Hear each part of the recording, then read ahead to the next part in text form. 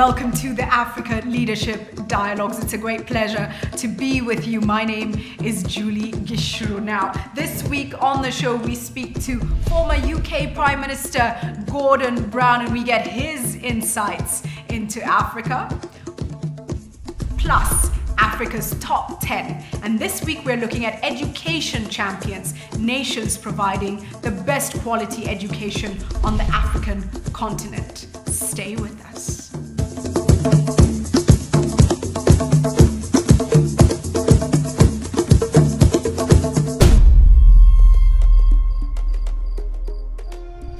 In 1997, the UK Labour Party won a landslide victory in the general election, and Gordon Brown became Chancellor of the Exchequer. 10 years later, he moved into number 10 Downing Street as Prime Minister. Gordon Brown resigned as leader of the Labour Party on 10th May 2010, following an election where the Conservatives won majority votes and formed a coalition with the Liberal Democrats. Gordon Brown was the party's longest-serving Chancellor, and some say the most powerful, but he was also one of its shortest-serving Prime Ministers. Unknown to many, he took a great interest in Africa and has a passion for education for all. I spoke with Gordon Brown about his insights into Africa. Let's see what he had to say. You actually have some good relationships with quite a number of African leaders and a thorough knowledge of the continent. So let's start with your perspectives, your candid view on the state of the continent today. We have a problem. One is we are not tapping the potential of children and young people in Africa in the way that we should. And secondly, if that discontent is there as a result of our failing to do so, then we will also have a security problem in some parts of Africa as well. And we know that in some places and in some territories, the appeal of extremist militant groups is growing. And we know that one of the reasons is the discontent of young people. So I'm struck all the times I've visited Africa by the potential, by the enormous talent. I'm also struck that here we are, a continent with 12% of the population of the world. It will be by 2025, 20% of the population of the world. It will be twice the size in population of Europe by 2025. And yet it is only 2% of world trade. It's got only 2% of foreign direct investment. It's only got 1% of manufacturing, only got 1% of the highly qualified graduates of the world.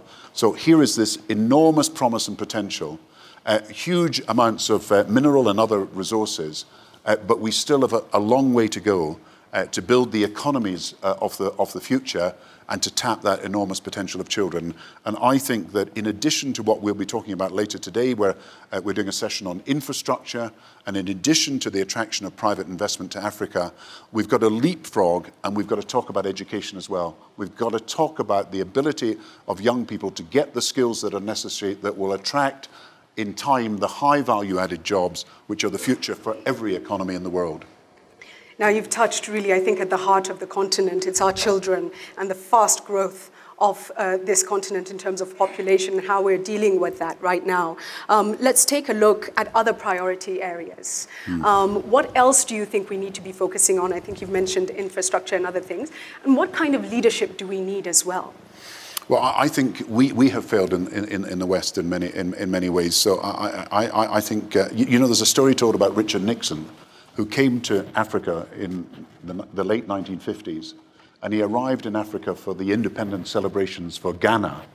And some of you may have held this story, but Richard Nixon was quite gauche in the way he approached people, didn't quite know what to say. So he thought he would go up to people who were sitting almost as near to me as people in the front were there. And he went up to everybody and said, shook hands with them and said, "How does it feel to be free? How does it feel to be free?" And this patronating attitude, and then someone completely put him in his place, because this is 1959, before even American civil rights. He said, "How do you feel to be free?" And he said, "How should I know? I come from Alabama." and I think we've been. You see, when we came to the global crisis, which was the responsibility of failures in the West, reckless risk-taking, by both financial institutions and the failure of governments to regulate. I kept saying to people, we've now got a global problem here. These are global financial systems that are not working. We need global solutions to that. And I also said to them at the time, and why when we had the first G20 and it met in London, and I insisted that we invite, and there were 3 representatives from Africa as part of the G20, that Africa was not part of the problem, Africa was part of the solution. Because over the next few years, we will need to develop the resources, but also the skills and potential of this great continent. We will need to increase the consumer spending, the ability of people in this continent to consume as part of the changing pattern of consumption around the world. But to do that, of course, we will need to enhance the ability to invest productively in Africa in the years to come. So we've got to think of the economy as global now, and not think of just one continent or another continent, or simply the West and China, which is how people frame the dialogue at the moment. We've got to think of all of us working together for a common purpose, which is raising the quality of life as well as the standard of living of everyone. And Africa is part of the solution. It is not simply, as we used to think, part of the problem. Okay. If you were an African leader today, in this environment, what lessons would you take from the global crisis?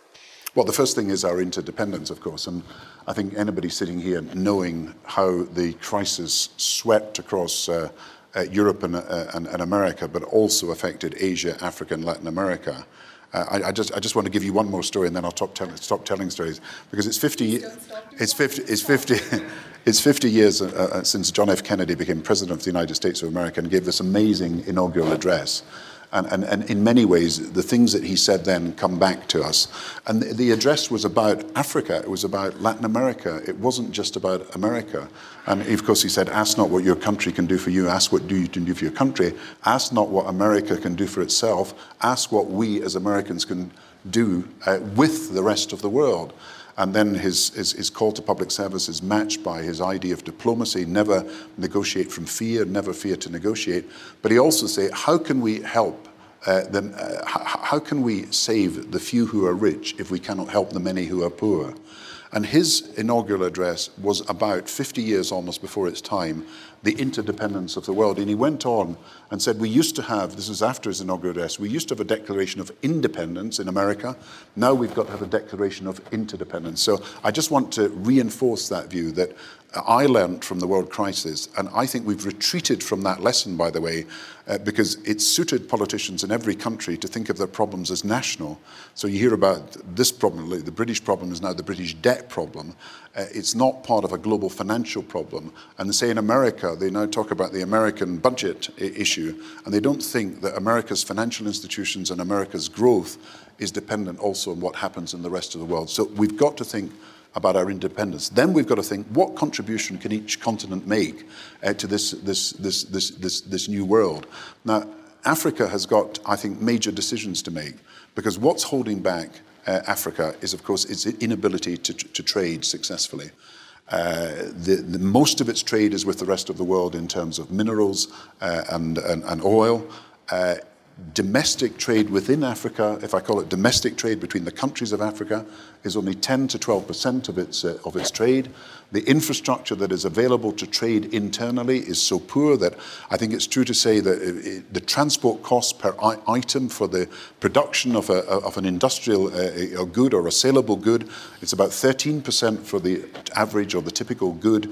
In Africa, it's only 5% in Europe. So we've got a lack of trade, a lack of investment to make that trade possible, and of course a lack of infrastructure to build up the supply chains and the contacts between the different countries of Africa, because all the transports and communications that were built facing towards the sea have ignored the fact that there's got to be a lot of internal trade within Africa. Now, 40% of NAFTA, the American free trade area, trade is within NAFTA. So 40% of America's trade is with NAFTA. 60% of Europe's trade is within Europe. but only 10%, 12% of trade within Africa African trade is only 12% internal, and the rest of it's external. So that is something that has got to change if Africa is going to be successful. Then you ask yourself, well, what are the industries and the services that are going to make the difference? Because so much is concentrated on resources, and of course, every time, as in Ethiopia, like recently, you've found oil,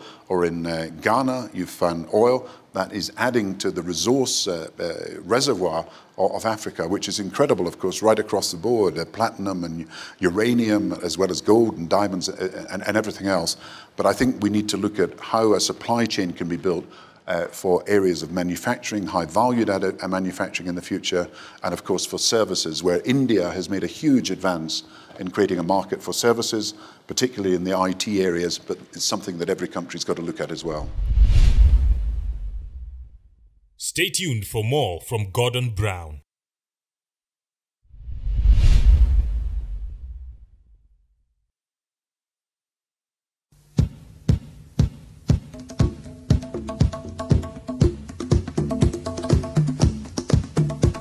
Welcome back to the Africa Leadership Dialogue. Still on the way, Africa's top 10. First, let's get some more insights from Gordon Brown.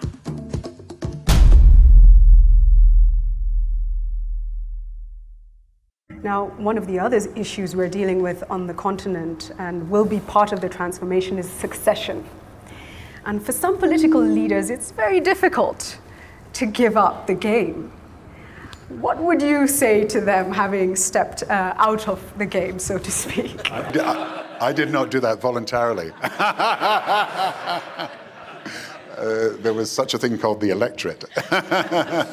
You know, if you go around Europe at the moment, let's be honest, and President Sarkozy has found it to his disdain, every leader is being thrown out.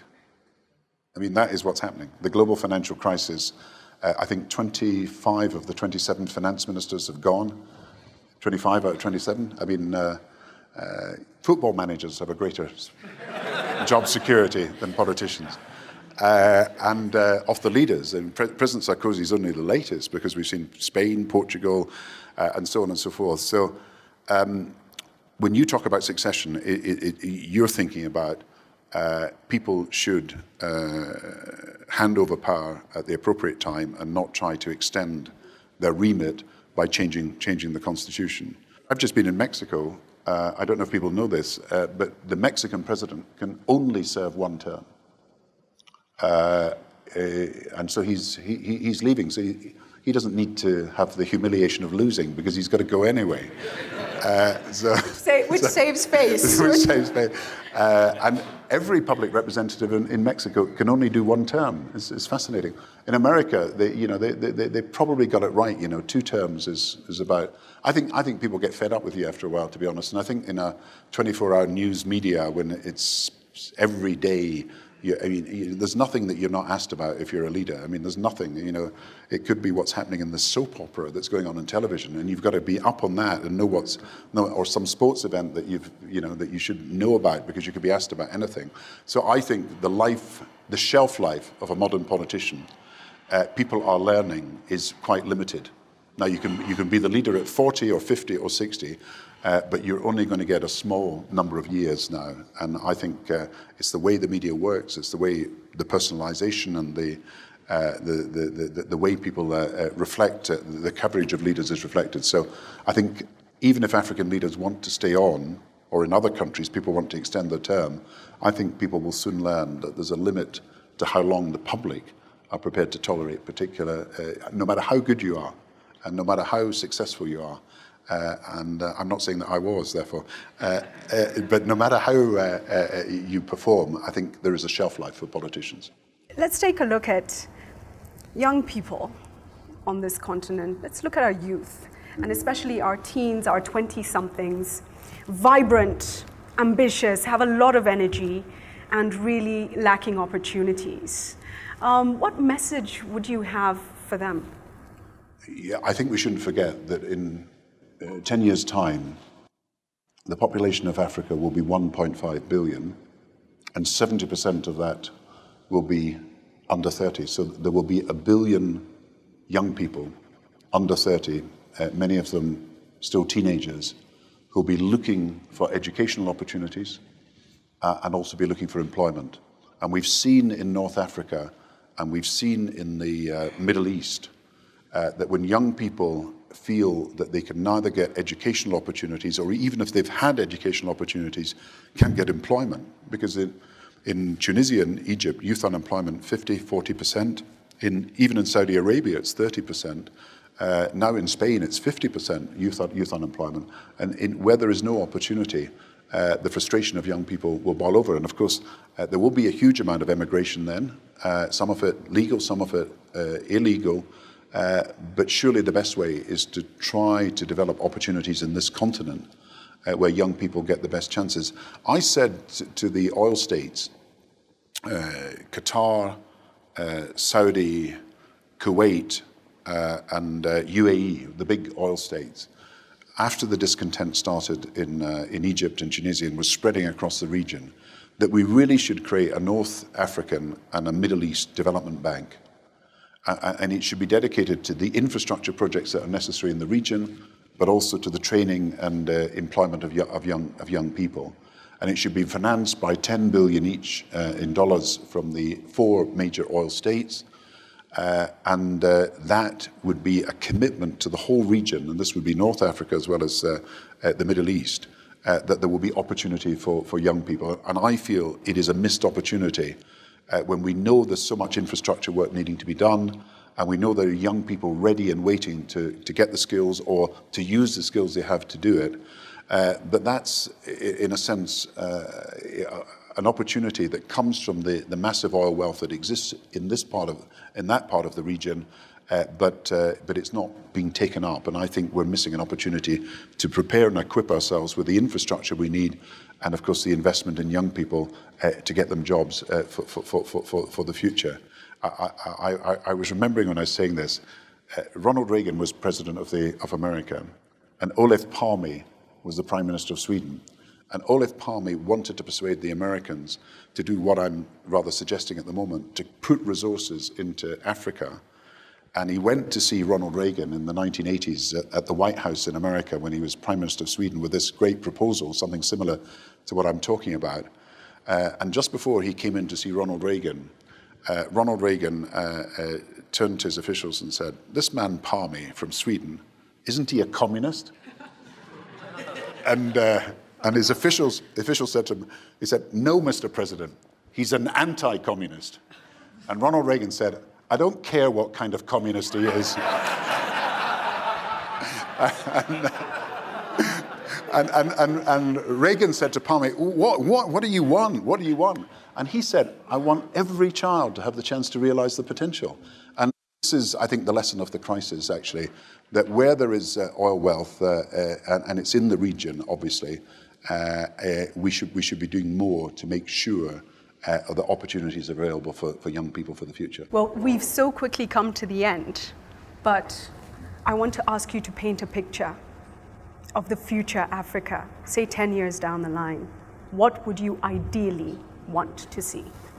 Well, I think Africa, let's be honest, Africa's got very good rates of economic growth at the moment. Africa has got, it's $1 trillion economy. So as Ngozi, my friend, the Nigerian finance minister, we should think of it as a brick, therefore one of the fast emerging markets of the world.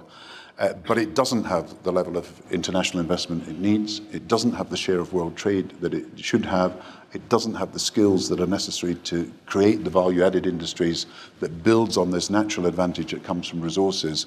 And so I would say it's the attraction of investment, it's the building of infrastructure, it's the encouragement of education, and it's instead of thinking of this great population of young people as a problem, see it as a huge opportunity, and see it as talent and potential that needs to be tapped and needs to be developed.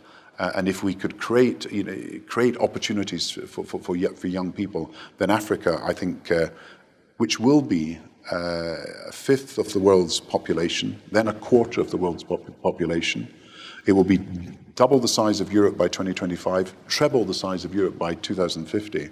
Then Africa has got this huge part to play in human affairs, and I think the 21st century will see that evolve. But there are big challenges to be met, that we should all play our part, public and private sectors, business and governments, markets and public institutions, in working these out together. So it's a great challenge. It's one of the great opportunities of our time, and it challenges us all to think about the future in a very positive way.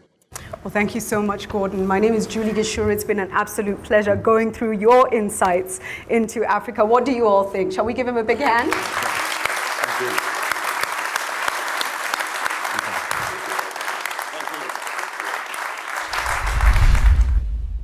Stay with the Africa Leadership Dialogues.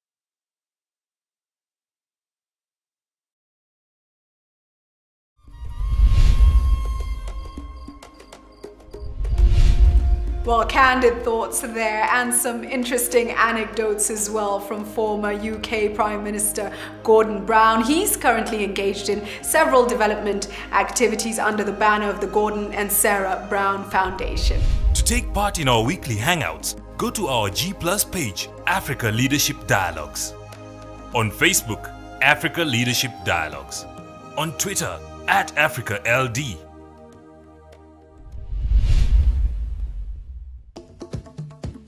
Well, it's time now for Africa's Top 10, and this week we are looking at education champions, nations that are providing the best quality of education on the African continent according to the Global Competitiveness Report. Let's take a look. At number 10 is Ethiopia, which registers a moderate score on the quality of the educational system. Botswana stands at number 9, scoring reasonably on the extent of staff training. In 8th place, we have Zambia, with an above-average score in the quality of the education system category. Rwanda comes in at number 7, achieving a reasonable score on primary education enrollment. It also scores reasonably well on the quality of the educational system and the extent of staff training.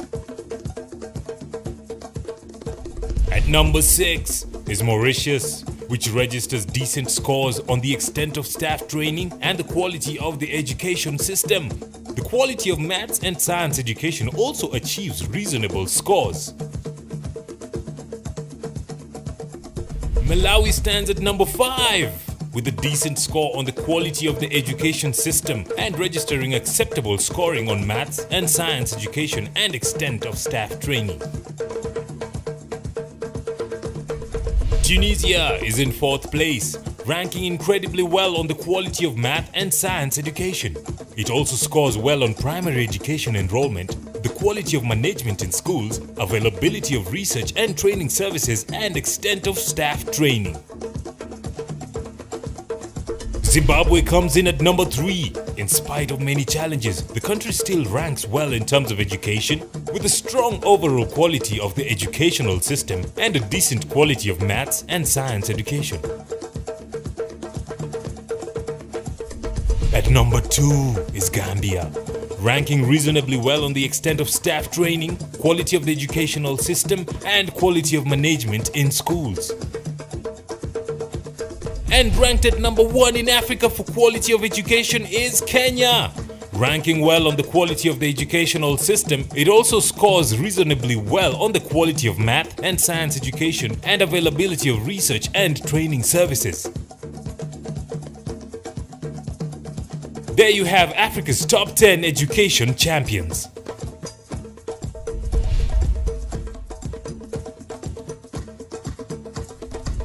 To take part in our weekly hangouts, go to our G+ page, Africa Leadership Dialogues. On Facebook, Africa Leadership Dialogues. On Twitter, @AfricaLD.